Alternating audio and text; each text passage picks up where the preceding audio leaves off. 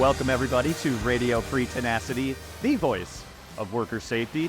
You're joining us today inside of a food processing plant where dangers abound, really. We're talking slips and trips, we're talking sprains and strains, and not the least of which, heat stress.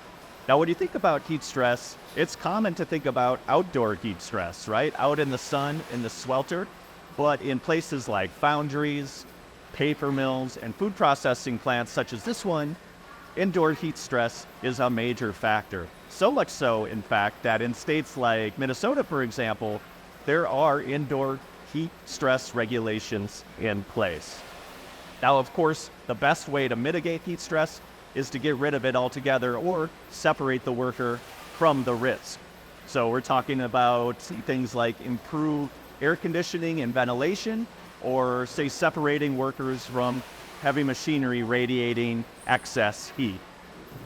But also PPE has a role to play in this. And one of the most popular forms of cooling PPE uses what we call evaporative cooling technology. However, in an indoor heat stress setting, that might not always be appropriate, right? Because evaporative cooling technology needs constant ventilation to charge its cooling properties. So to answer the question of what cooling PPE is appropriate for indoor heat stress, we're going to head back to Ergodyne HQ and talk to product expert Lexi Engelbert, who's going to give us the lowdown on indoor heat stress cooling PPE. All right, we're back here at Ergodyne HQ along with Lexi Engelbart. She is our in-house heat stress expert. Lexi, thanks again for joining us. We already teased some of the administrative and engineering controls that go with indoor heat stress.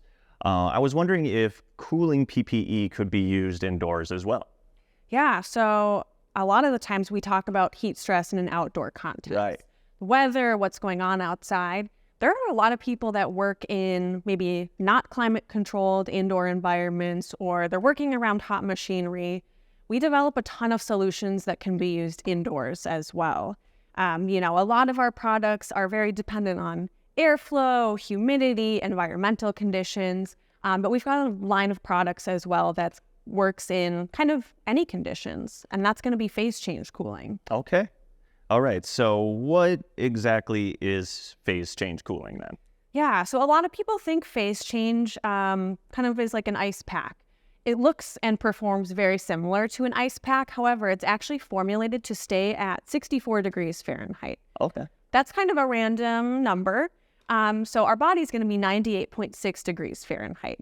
If we think about just plunging into an ice plunge, that's not going to be comfortable, to wear throughout your workday or something like that. Sure. We formulate these phase change packs to stay at 64 degrees for up to 4 hours. That's going to be a really kind of natural, normal way to cool your body temperature down versus a shock to the system that an ice pack might carry. For sure. Then maybe you can run over some of the simple differences between what we call evaporative cooling. So that's when you were mentioning you need airflow and that sort of thing. What's the difference then between evaporative cooling and phase change cooling? Yeah, so kind of exactly how it sounds, evaporative cooling requires evaporation. So airflow is really, really crucial. If you've got a high level of humidity, that's going to make it really hard for the product to perform at its best. Got it. So phase change is kind of agnostic of humidity, environment. So again, this is the phase change pack when it's activated. So it's going to be more opaque white. Once it starts to liquefy, it'll get a little more clear. That means it just needs to be activated again. So you can throw it in the fridge, the freezer, or the quickest way is going to be a cooler full of ice water. Okay. Excellent. And you mentioned environmental impact. It doesn't phase the phase change product, Exactly. Huh? Is this good then to wear under PPE?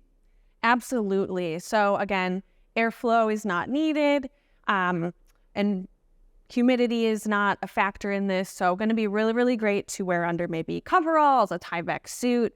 Again, it's lower profile, so it's not going to take up a ton of room underneath the suit. Going to be a really slick option if you have to wear an outer layer of PPE. Okay.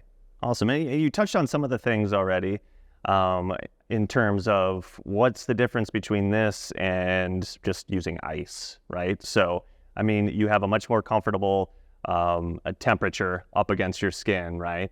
Are there any other benefits of using phase change over just ice? Yeah, I mean, phase change is going to be completely reusable. So you can activate that as many times as you need. Ice, whether, unless it's in a carrier of some sort, it's going to melt. Yep, tends to do that. You can drink the water, I suppose. Sure. Stay hydrated, absolutely. But that phase change is going to be completely reusable. Okay, awesome. Any other things to add to, phase change cooling and what people might need to know about it? Yeah, so again, all of our products are, dependent on the environment that you're working in. So the amount of work you're doing, if you're in the sunlight, if you're in a climate controlled area. So that's just something to keep in mind about the duration of any of our cooling products. It's going to be dependent on your situation. Got it.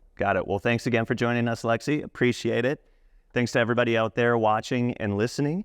If you do want to learn more about phase change cooling solutions, head on over to ergodyne.com and search phase change. Thanks again for watching, listening, and stay safe out there, people.